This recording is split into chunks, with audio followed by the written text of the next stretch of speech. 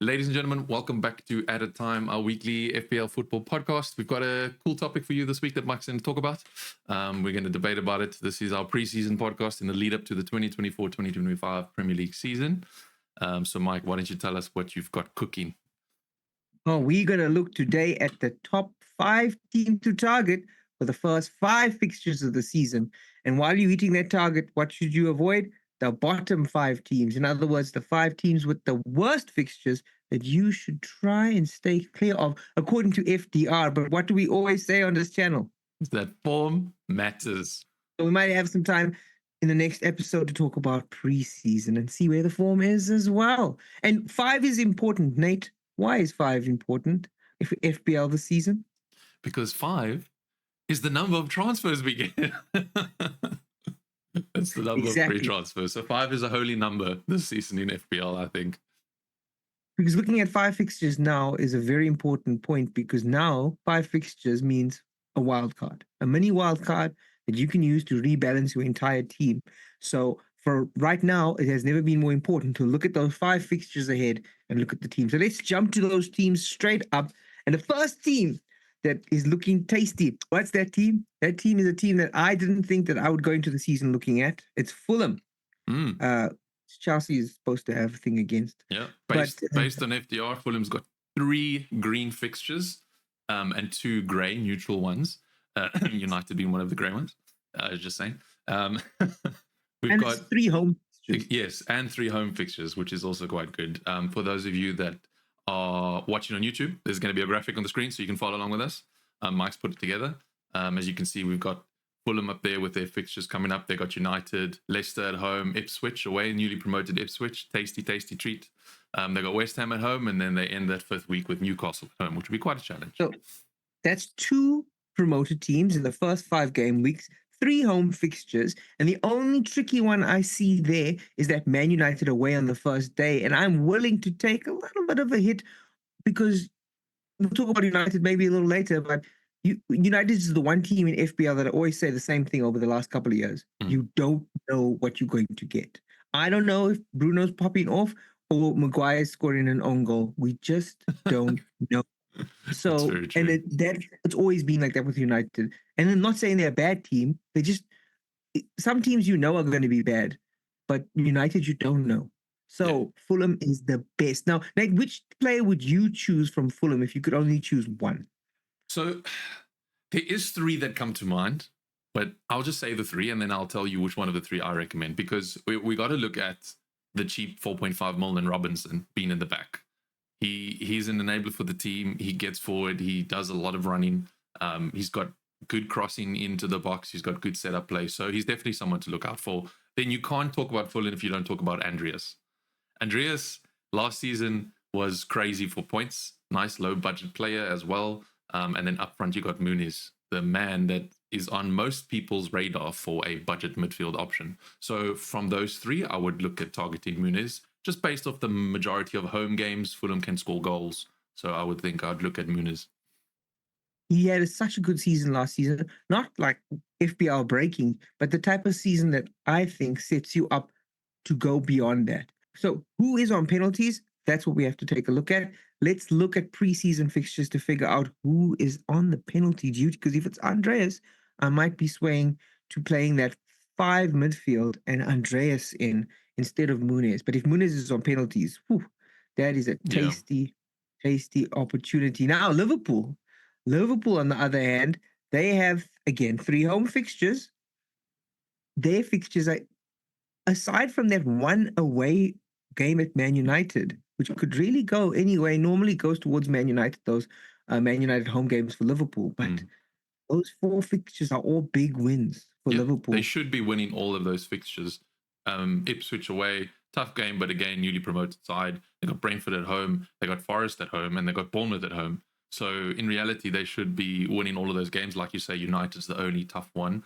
For the player, for me, everyone's going to say Salah, obviously, but I would just think I have a second option just because we all know Salah's going to be the one to pick for the season. But my second option would be Trent. I think that having Trent up in your defense, maybe if you're looking for a premium defender slot, I know he's a bit expensive, but he's cheaper than last season. coming in at 7 mil. I think Trent could be a good player, considering where he's playing now. Reece James plays for that position for Chelsea now. It doesn't really work out for James, but Trent's not James, and Trent's a bit different in how he plays. So I think he could be a good midfield asset as a defender coming into the season, getting defensive points for playing in the midfield position. So it all depends on what Slot's going to do. A new manager comes in. Exactly. Is he going back to the traditional back Slot, four? I see what you did there. He's going to slot Trent back in, not slot. He's going to slot Trent back in at that right back position. And we see, because personally for me, the drop in points was because Trent in midfield was not a good asset compared to Trent as defender or fullback. He ran forward less. He was more or less involved in goals. He did more of a defensive duty. He controlled the game.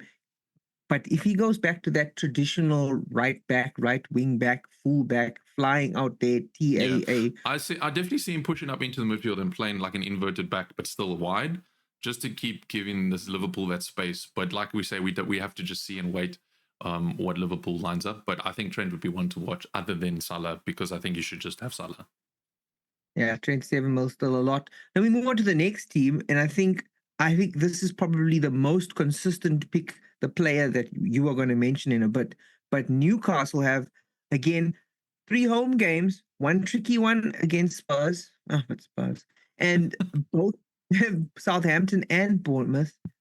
Those seem on paper to be easy fixtures. Newcastle recovering from a less than successful season compared to the season before. And I think that there's some goals there. Now tell us about the player that most people have seen in their drafts. What is his name? He's Swedish, and it's not Zlatan. It's Isak. So Isak coming in at 8.5 mil. Obviously very hot. I think he's about 50% owned. I could be wrong, but he's up there. He's definitely up there. With that home fixture to kick off his Premier League season against Southampton, it could be a great season for him. He did show some signs last season, so I hope for him and for FPL that he can pop off and have a great season. You obviously got to mention, if you're talking about Newcastle, you have to touch on Billy Gordon. Gordon for Newcastle also had a phenomenal season last season and really helped fill that number 9 position for goals when there was the issues with Wilson and Isak for injuries. So definitely one of those two. I have to throw it out there because I loved him and I used him last season all the time, and he's still 4.5 mil. Is Dan Burn. What an asset. So definitely another player to consider. Like I say, the Newcastle, Liverpool, Fulham players, there's a lot of players to look at because of there's such good fixtures coming up. But I think Isak number 1, and if you want to make space for other Newcastle players, Gordon, Dan Burn, I think.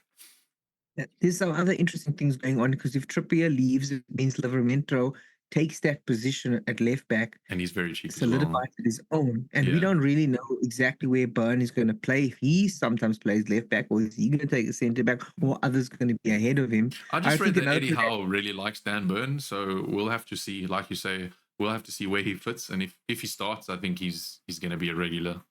What about the guy from the Lion King? Fabian Shah. He also is a player to keep an eye on as well, I think, for attacking returns. Yeah, for sure. Next team, tell me about Crystal Palace's fixtures. Crystal Palace, I think there's only one man that really highlights it, and I think everyone knows what I'm about to say, and it's easy as Eze. It's just the way it is. You could look at Mateta, but I think Eze is just class. And with Elise, not really. I think there's some transfer stuff happening with him. I don't really think he's staying at the club.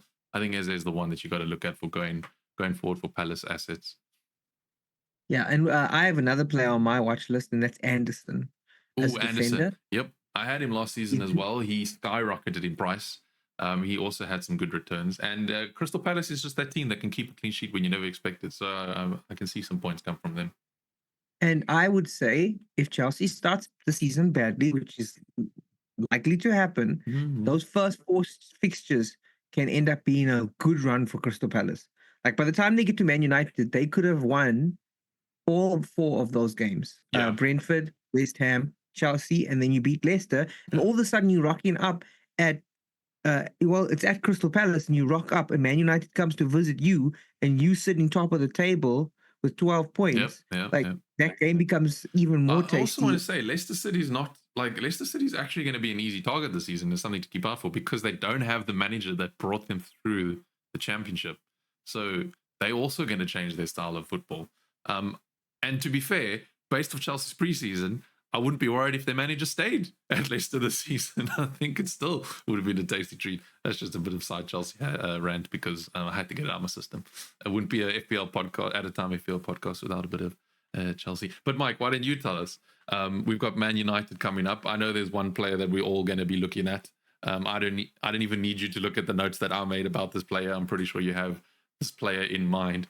But he's the center of the United attacking and I would say midfield defense sometimes. Probably going to be on pens. Couldn't win the Euros with Portugal, but came close. And it's Bruno Fernandes, isn't it? Yeah, I've seen memes all week because I don't know why they're making fun of him because of diving in the Olympics. But that's so many memes and I don't understand right now why it's coming out. But yeah, sure. This is something I want to talk about because I don't see him in many teams. Why? Well, it's because we don't know what to expect with Man United, but they're up there with the fixtures. They've got, if that Fulham fixture goes their way and Brighton, Southampton and Crystal Palace, they've just got that Liverpool one. United with keeping their manager. They've made one defensive signing. They could still make another signing up front. Mount stays fit. He does well. Rashford comes back to form that we are used to. And we have Holland, the Temu version of Haaland. Is on the score sheet. And to be fair to United, they can beat Liverpool. It's just what United shows up on the day. Remember, this is a team that actually ended the season with a trophy, okay? Not many teams can say that. Yeah. They did it, and they kept their manager. I put them way above Chelsea in terms of where they can. I agree. They can definitely do top four this season if they've. I think if they don't do top four, I think Ten Hag goes. But we'll talk about that as the season unfolds. But definitely a team to look out for. Spurs have some of the worst starting fixtures. Two amazing first two fixtures, but if you're looking at the five, they have Newcastle and Arsenal to come in the middle of that. Why do you think people aren't putting any Spurs players in? I think how they ended their season last season, and I just think with all the media and controversy happening with the Derby Day and throwing Arsenal and just all of that stuff, I just don't think they're in a good place mentally. I don't think the team is in a very good place. With James Maddison getting taken out, they really hit it to perform. Son wasn't really able to provide anything. We had Charleston scoring, which was crazy. But with all of that in mind, I think it's not really a team that you can trust until you've seen it happen. Son, I want to say, is that premium player like Salah because he can be proven, but I think Son needs some time to see what he can give the FPL managers. I think they should a striker. Yeah. And I think if they get, for example, let's say they get Tony, we might actually be lifting Spurs up because they had one player. They still didn't have a 9, team. And it's not Son. Son's not a 9. Like, he can, but it's just not for him. It's just not for him.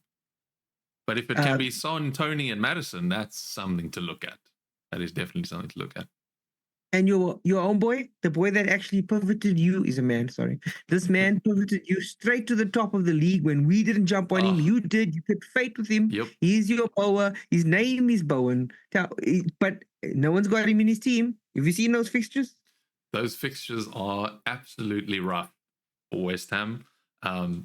Starting with Villa, it is at home, but it is Villa. The only light-hearted team I could say they're playing against is Crystal Palace, but that will give them a challenge as well. And I rate Fulham more than West Ham at the moment, so I think that will be a struggle for them as well. The only saving grace they have is playing against Chelsea because they've also got Man City and slap bang in the middle of those 5 fixtures, which is not going to be easy. Yeah, I would even think I think West Ham have the worst starting fixtures because their 2 easiest fixtures are away from home. And their 3 home fixtures are against 3 big clubs. I would say they're tied with Wolves, and we'll touch on Wolves now shortly. But those 2 teams definitely have it. The W teams, they're not taking dubs, they're taking L's. I could see West Ham sitting in the relegation zone at the end of those 5 weeks. Yeah, but in the same argument, if anyone does it for West Ham, it's Jared Bowen. So if you want to take a gamble, it's Jared Bowen. It's not Kudus, who's a lot more people have him than Jared Bowen, but I think it's Bowen. Kudus is an eye player, not a stat player. Yeah. Look at his underlying stats for FPL, not good enough. But if you watch Bowen's proven. beautiful to watch. Bowen is on the stats side of it, Mm. but I fear for Bowen because he's coming back from a Euro tournament where he didn't feature enough. Yeah, mental's going to be his low. He's going to stand-up- have to get running again. Yeah. I worry about West Ham this season. I really do. And also there's a change of manager and all that stuff. And it this kind of morning. goes hand in hand. You speak about West Ham, you speak about Wolves. Wolves don't have a great start to the season either. They did surprise us last season with Cunha getting some points, with Wang Yi-chan giving us some points. But they also got a tough run of fixtures. They got Arsenal, then Chelsea, which we hope is tough, but probably won't be. Forest will be the only green, easy fixture in that list. And then Newcastle and Villa. So really, between West Ham and Wolves, they're going to be fighting for last because those fixtures are not going to be kind to them. I have seen Cunha in many teams, though. It is true. And he's on my list. He's the one that I have to watch out for. He also ended the season with the most points for Wolves. So if you want to go that route for a budget striker, if you can't afford anyone else, you could look at Cunha instead of Pedro. You could look at Cunha instead of Muniz. So yeah, definitely an option. Spurs, I'd still think about, but West Ham down, I wouldn't touch West Ham, Wolves, or Brentford with a 12-foot FPL ball. Yeah. Brentford is the next one in the lineup. They got Crystal Palace at home, which is not too bad, but then they're facing Liverpool, City, and Spurs. So tough. Liverpool, City, Spurs. That's the worst way to start the season. Yeah. But again, if anyone does it, it's going to be the man Ivan Toney. That's if he stays at Brentford. Yeah. I don't see that happening. Why would Brentford not cash out on a player that's worth at least 40 million on his contract? Which leads me to think that if Brentford lose Toney, maybe Mbeumo, but maybe Wisa, but I don't know. But not for the first 5 games. No, I think stay away from Brentford. FPL, hell. And you missed one team in there. Well, the last team, the best for last, I would argue. The last season spotless, not Chelsea, but Arsenal. We've got Arsenal on there. You wouldn't think that a team finishing second, challenging for first place, would be among the worst fixtures on our list, but they don't have a good lineup other than Wolves and Brighton, who they both have at home, which is fortunate for them. They're playing against Villa, can easily lose. They're playing against Spurs, Derby, can easily lose. Although they beat them last season, still can't just count them out. And then they're playing against last season's champions, Man City. Both Aston Villa, Spurs, and City games for Arsenal are away. Their 3 big teams in the top 6 potentially are away fixtures in the first 5. And if by the time Arsenal get to the Spurs game and they've only picked up, let's say, 2 to 3 points, those next 2 games are going to be knocks to their confidence, and it's going to be an uphill battle. Yep. And that's why, for me right now, I am not looking at any defensive Arsenal assets. I know a lot of people are going with the Gabriel, Salibas, the Reyes, the Whites, even this new guy. His name is, let me get it right. Yeah. While you pull that name up, I just want to mention that I don't have any Arsenal players in my draft, in my first initial draft for the start of the season. So it's definitely someone to be cautious of drafting if you're going to be looking at Arsenal for assets. Yeah, I didn't want to say his name wrong. It's Calafiori. He's the hot asset right now. And he's going to slot in somewhere in that back line too. I do know Arsenal has one of the best defensive records in the league. You should be able to trust them, but not at those fixtures. No, and that's a fresh season. We don't know form. I wouldn't risk it. Look, on the alternate side, you can always gamble on it, and then you can be rewarded. But statistically, looking rough. If I was going to choose players, and I know everyone's got Saka, but for me personally, Saka just come back from the Euros. He hasn't trained with the team yet. He may be be slowly integrated. I'm not going for Saka. Jesus is on fire. Gabriel Jesus is on fire for form. He's already got 2 goals in his preseason. Is you starting? I don't know. That's the thing. I don't know. It's gonna be him or Havertz. That's the thing. I wouldn't go Saka. I wouldn't go template pick from last season. I just wouldn't look at him. Like you say, he hasn't been training. He's not on preseason. He's just come back from Euros. So, yeah. My logic tells me if I'm going to play an Arsenal player, it's going to be someone I know who's going to start. And for me, that person is Odegaard. He's the captain. He also could be on pens because him and Saka were sharing it last season. I know he's going to start. I know he's a creator. I know he's going to move forward. And if Arsenal do well, it's through him. So I'm going to start with Odegaard as my pick for Arsenal. Even if out of all of those 5 teams, if there was one player I would take a gamble on, it's an Arsenal attacking asset because I don't trust defensively with those fixtures. Well, there you go. Well, I'm looking this right now, and we always say this on this channel, form over fixtures.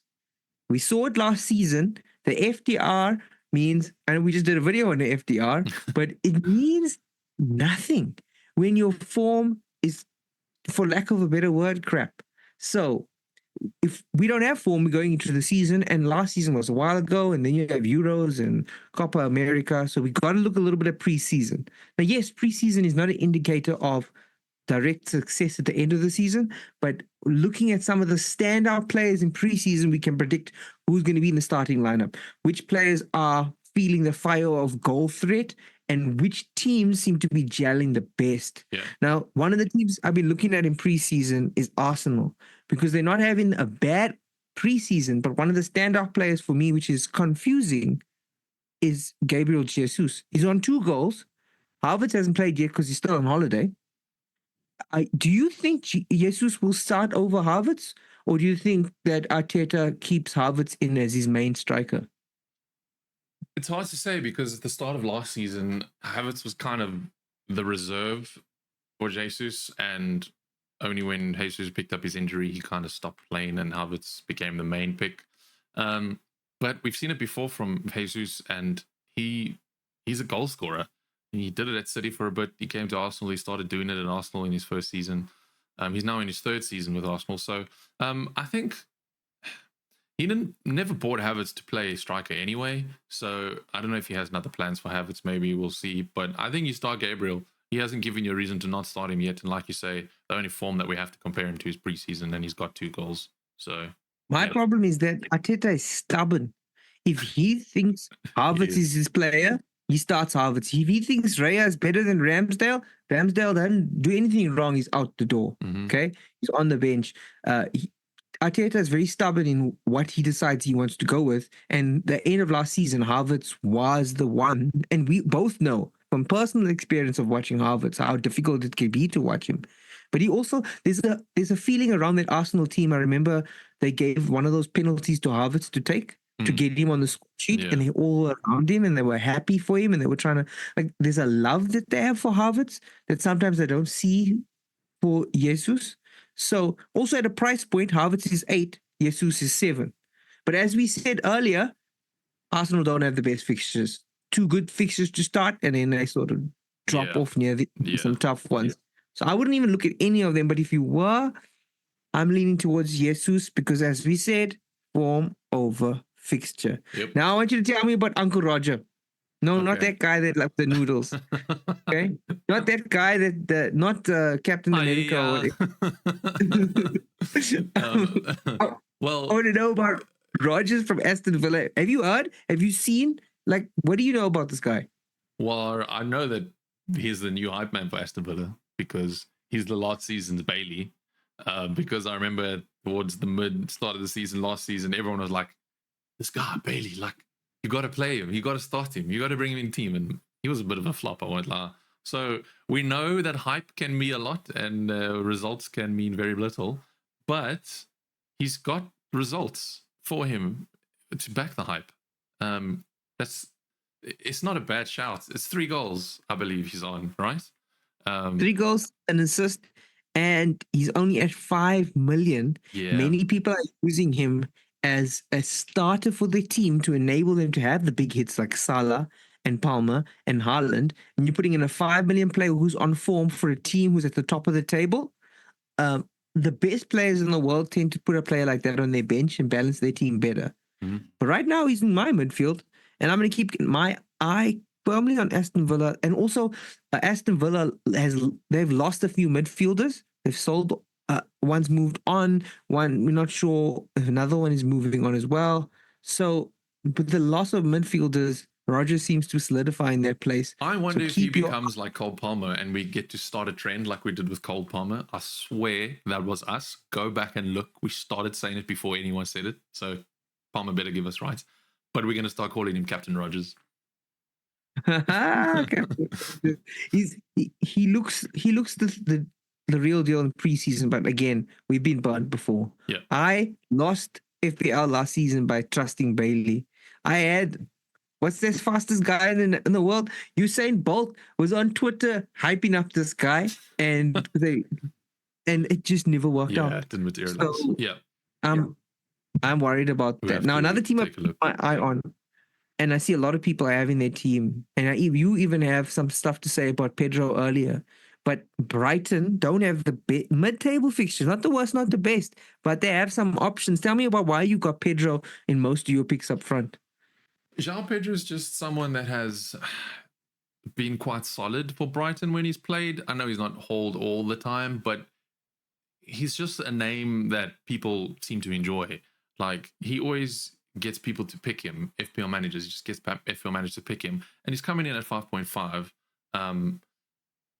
But having said that, the more because he's initially in my first draft, but the more I look at who else is out there, the less pool he has in my team, which leads me to a last season pick that we kind of capitalized on for a little bit, but not much because that's when his form started dwindling, who has got a goal now in preseason already, and that's a Drinker in the midfield.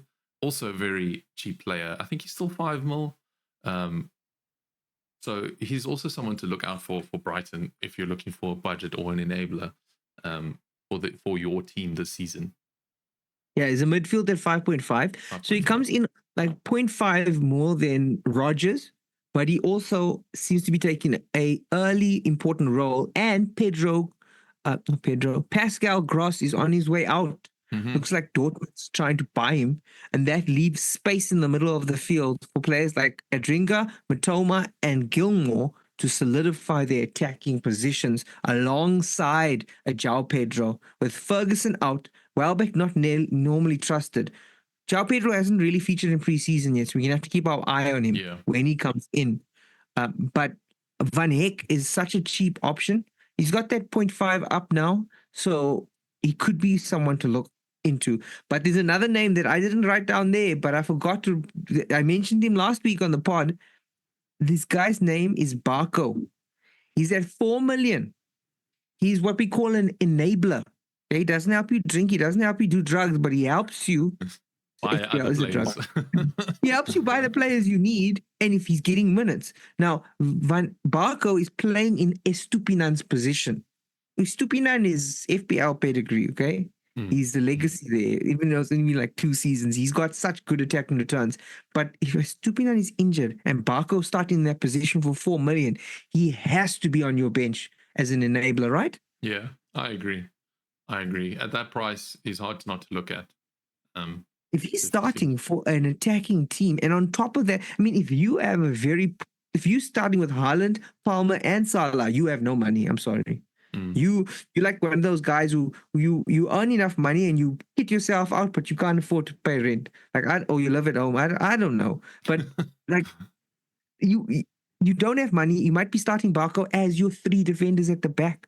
So keep an eye on him. While you're on the trail of enabling defenders, there's someone that I had in my first draft from Southampton that I see you've written down, and it's made me interested to see if you're planning to bring this person in. Another 4.0 million defender who's got some good fixtures to start off the season with Southampton is Taylor Harwood-Bellis. I don't know if that's how you say his name. I think it is Bellis. But I think I'll just call him Harwood. Make it easier. Not Haaland, Harwood. He's got Newcastle to start. But after that, he's got Forest, Brentford, United, which is okay, and then Ipswich and Bournemouth. So over the long run, he's got a much better run of fixtures. He's also currently 14.9% owned, so clearly people are watching him. I'm sure a lot of other FPL creators are talking about him. But if we're talking about enablers, there's not many at that price anymore. So the ones that are at formal, you got to find out who's doing the most minutes because they'll increase the quickest, and who's on average can give you some points. But like you say, you don't pick an enabler to haul, you pick an enabler to enable you to buy other players. So he's in my team because not only is he on the score sheet, he was in the championship. He played, he was there, he was consistently picked. And I know we did a video where we pulled up the top 5 teams. We looked at Fulham, Liverpool, Newcastle, Crystal Palace, and Man United as the top 5 teams to target. If we did a 6th team, that team would be Southampton. Yeah. So Southampton, I've got really good fixtures. Howard and Barco, if they're starting the season, either they're starting on my bench, and if I don't have money, they might actually be in my starting 11. Yeah. But now I want you to tell me about this team, the one that keeps us up at night, the one that you don't. It's unlike United, you know what to expect, which is nothing. We haven't won a trophy for 2 seasons, which is the first time since in a long time that we've gone 2 seasons without silverware. Who do you target in Chelsea? Because their preseason so far has been poor. Well, there's only one man, and it's Christopher Nkunku. Yeah, he's cooking, eh? We sang his praises last season. We said that if he just needs to come back and he'll help us. He kind of did. And he got injured in preseason. He got injured in preseason, and it kind of ruined the start of our season. But he's got 2 goals in his last 2 games for Chelsea so far, although being defeats and a draw. You can't knock a player for the team. That's why Cole Palmer was picked, because Chelsea was bad, but he wasn't. So I think Nkunku could be that pick for those that can't afford Palmer. If they're wanting another alternative into Chelsea, it's definitely got to be Nkunku. Considering he's also now a midfielder. Last season he was listed as a forward, so he's also changed. So if you can't afford Palmer, look at the Frenchman. Yeah, this is big. The fact that he's a midfielder that could start as a striker. Okay, that's the thing. Yeah, it seems like Maresca likes him and will put him wherever he can fit. So if he wants to play him on the left wing, he'll play him there. If he wants to play him as the number 9, he'll play him there. And in fact, what we're seeing with preseason is Nkunku kind of being like a different number 8 or an attacking mid number 10, but he plays with 2 of them. So, and with Palmer coming back late, okay, and Maduake and our Ukrainian friend, Mikyle. He's so bad we can't even remember his name. And it's my name. Mikyle Low. It's just got an O. Yeah, it's we can't trust them. Sterling seems to be our best left winger. So I'm thinking Nkunku is the one. He stays fit. He's going to start, and he's the type of player that he will get goal. I think we're going to see that blue balloon. So anyways, a lot of people are jumping on him, but Chelsea don't have the best fixtures, and they don't have the best start. But if I look at 5 fixtures, I'm okay with having a Chelsea player that if Palmer doesn't start or Palmer isn't on the field, I think he takes pens too. So keeping my eye on him. But let's talk about the big team, the one that's win the title. I'm not talking about Nathan's FPL team. I'm talking about just for you guys watching this video, and if you made it this far, firstly, thank you. But go do yourself a favor and go to the description of this video and see who's won the league for the last 4 seasons. Moving on to our next pick. Can someone please beat him? I'm begging you, from our FPL last 6 years in this group. I will give you my points. Just take him out. Okay? Take him out. We can't have a conversation about which players to look out for if we're not including the man with the record-breaking price increase of 15 million. We've avoided him as much as we can. We've discussed other players as much as we can, but we've succumbed to the peer pressure of the FPL world, and we have to talk about Erling Haaland. The losses have been a concern, and he does have a bit of a knock, so he could miss something. Also, with Foden being out from the Euros and not returning early, maybe means he misses that extra creativity on the wing. On that, he has scored 2 goals already. So, and KDB is fit. So maybe we don't have a result of last season where KDB is not fit and gets absent. Yeah, he's also staying. And then, yeah, exactly. And then Haaland has now got no one to serve him on a platter. KDB's not going to Saudi. KDB's staying at City. Haaland's is slight injury concern, but Haaland's okay. KDB's fit. Maybe we have a recipe for another Haaland masterclass scoring 30 plus goals this season. So definitely someone to look out for. He's in my team. He's in my team. I thought of you. I thought of Thanos. You couldn't live with your own failure. Where did that bring you? Back to me. Back to Haaland, man. Straight in your team. I have a feeling that closer and closer we get to the first game week, all of those Haaland-less drafts are going to turn into Haaland Salah. Why you must have Haaland in your team. Haaland is a must in FPL. FPL Haaland must be in your team. I can Watch see. him pop off a hat trick somewhere just in preseason, just before the start of the season. Everyone will be like, "You got to have him. He's the best captain choice outside of Salah." I've been right? saying this for 2 weeks. You got to have Haaland in your team. Yeah, funny. Two players from another team that don't have the best fixtures, but definitely a team to look out for. They have a derby in there within their first 4 weeks of FPL, but Spurs in Son and probably Pedro Porro, who had a big haul for us at the end or the mid of last season. Didn't really haul that much towards the ending of it, but are they worth considering? Are they worth investing considering their fixtures? The first 2 fixtures are great. Now, for me personally, I'm trying to play 5 fixtures in the future. And why is 5 the magic number? Because you have 5 transfers to bank. So you're playing 5D chess here. Okay, 1 up. No 40D. Yep. On 3, no 4, but 5 transfers to think about and get that mini wild card in. And that might, if it's 4 or 5 transfers, that gets us to the first international break, and you don't have to use your wild card. Oof. And you save it for when you need it. You're one up on every other manager that's played their wild card. But here's the thing about Spurs. They have a high ceiling. They play attacking football. Son has been consistently with Salah up there with points. And Pedro Porro is an attacking asset as a defender. And he scored. Okay? He scored in preseason. He scored. He's still got more games, but he scored. In fact, of all the top teams, like City has lost all their fixtures.